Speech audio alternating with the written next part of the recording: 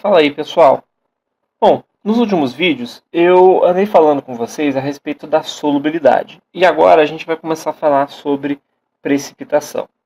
Bom, primeiro eu quero que vocês entendam o que a gente precisa para estar precipitando uma solução. Então, vamos pegar aqui, vamos supor que eu tenho aqui um becker e eu vou misturar, sei lá, prata e cloreto, tudo bem? E eu vou misturar, por exemplo, eu vou colocar aqui, eu não vou me atentar muito a valores exatos, tá, gente? É uma situação totalmente fictícia. Vamos supor que eu coloque 10 a menos 7 mol por litro de cloreto. No caso, eu tenho aqui na minha solução final 10 a menos 7 de cloreto e, sei lá, 10 a menos 8 de prata. Tá? Bom, o que acontece? A gente viu até agora a reação de solubilidade, que seria uma coisa dessa aqui. O sal, né, que é um sólido, ele vai estar se solubilizando, na verdade, em, nesse caso, prata e cloreto. Tudo bem? Só que agora, perceba que a gente agora está partindo desses íons e a gente quer fazer uma quantidade de cloreto de prata. Então, é a reação contrária. E, bom, então, na verdade, a reação que a gente estaria, digamos assim, avaliando, né? Como a gente sempre escreve reagente e produto, a forma correta de escrever essa reação que a gente está trabalhando, na verdade, seria os reagentes, que seria a prata e o cloreto, todos aquosos, né? Dando cloreto de prata, que é um sólido branco. Tudo bem? E a constante dessa reação também é continua sendo o KPS. Tudo bem? Bom, mas beleza. Agora, como é que eu sei se eu vou estar formando precipitado ou não? Bom, vocês já devem ter visto, né, que a gente pode escrever essa constante KPS, né, da seguinte forma. No caso dessa reação aqui, na verdade. Bom, tudo bem. Só que, como a gente agora está trabalhando no sentido contrário do anterior, ou seja, agora a gente está indo dos íons para a formação do precipitado, a gente vai atribuir normalmente que essa multiplicação aqui, que está aqui do lado do KPS, que seria igual ao KPS, a gente vai chamar de QPS. E a razão do porquê a gente dá um nome é porque é o seguinte, nem sempre a concentração de prata vezes a concentração de cloreto vai ser o suficiente para formar o precipitado. E a gente atribuindo a soma dessa concentração como QPS, fica mais fácil da gente entender se a gente está atingindo esse nível necessário ou não. Bom, você já deve ter visto na escola que as soluções elas podem ser insaturadas,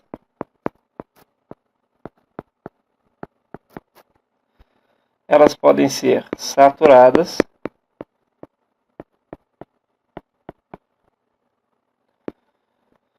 elas podem ser saturadas com o corpo de fundo, que é, na verdade, uma divisão bem arbitrária. Tá? Eu já vou falar sobre isso. E, por fim, elas podem ser supersaturadas. E um detalhe que algumas pessoas vêm com essa ideia de que as soluções saturadas com corpo de fundo são soluções supersaturadas. E, na verdade, não. Isso não tem nada a ver. E eu vou explicar brevemente isso, porque, afinal, não tem muito a ver com o que a gente trabalha aqui na química analítica teórica. Mas, enfim, vamos lá. Então, gente, a solução insaturada, bom, como o nome diz, é que ainda não atingiu o ponto de saturação. E o ponto de saturação, ele é justamente quando essa multiplicação, esse QPS, eu vou fazer a seguinte, é quando o QPS é menor do que o KPS. Ou seja, no caso do cloreto de prata, o KPS é, vou colocar aqui em cima, o KPS é 1,82 vezes 10 a menos 10. Tudo bem? Bom, então, se o QPS for menor do que isso, a gente não teria formação do precipitado. Então, por exemplo, nesse caso aqui que eu sugeri, vamos ver quanto é que daria esse valor de QPS? Então, vou fazer um adendo aqui. No caso do exemplo, o meu QPS seria concentração de prata vezes a de cloreto, né? Que nesse caso seria 10 a menos 8 vezes 10 a menos 7 mol. Na verdade, não é tudo e cada um dessas seria molaridade, né? Então aqui o meu QPS daria 10 a menos 25. Beleza? Seria mol por litro ao quadrado. Mas enfim, isso não vem tanto ao caso. 10 a menos 25. Pô, isso é muito menor do que o KPS, não é? Então, nesse caso aqui, do exemplo que eu dei, eu não teria a formação de AgCl, porque o meu QPS ele ainda é menor do que o meu KPS, então eu tenho uma solução insaturada. Tudo bem? Eu gosto de pensar que é como se você tivesse um leite e você fosse preparar um Nescau e você colocou, sei lá, você tem um copo de 300 ml de leite e você coloca, sei lá, uma colherzinha de chá de Nescau, tá? Você vai conseguir solubilizar completamente, vamos colocar assim, né?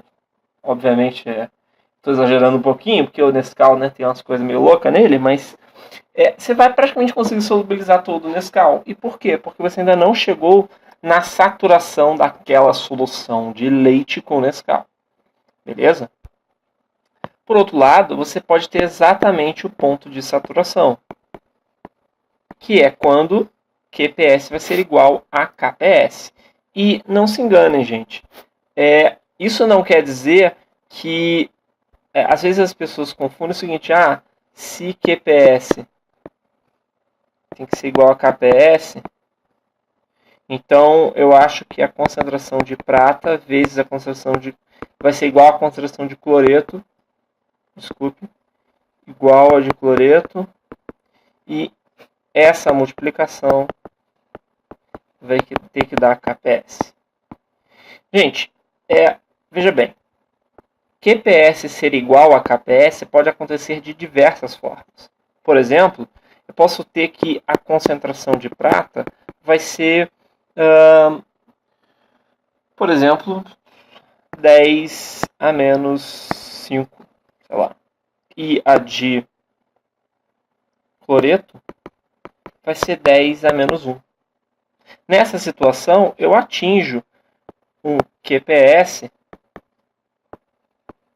que vai ser 10 a menos 6, que é maior do que o KPS. Então, eu vou ter precipitado. Mas perceba que as concentrações são bem diferentes. Tudo bem? E a gente vai abordar exemplos disso nos próximos vídeos. Bom, deixa eu apagar aqui. Então, tá aqui.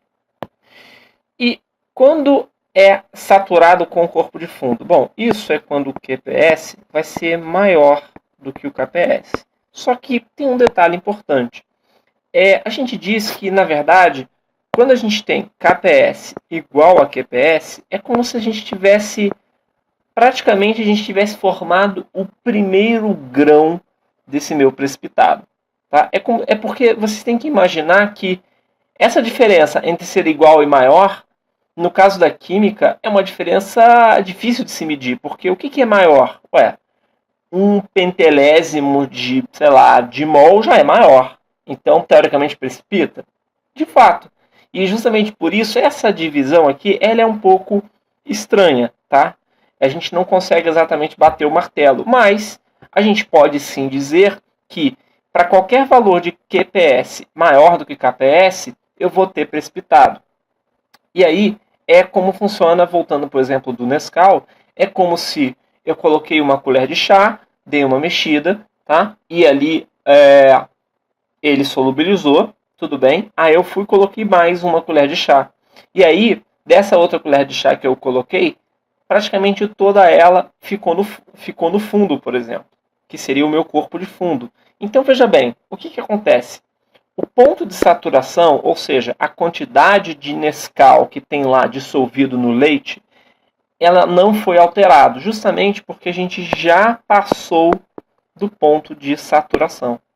Ou seja, a solução já tem a maior quantidade de Nescau que ela poderia ter solubilizada nela.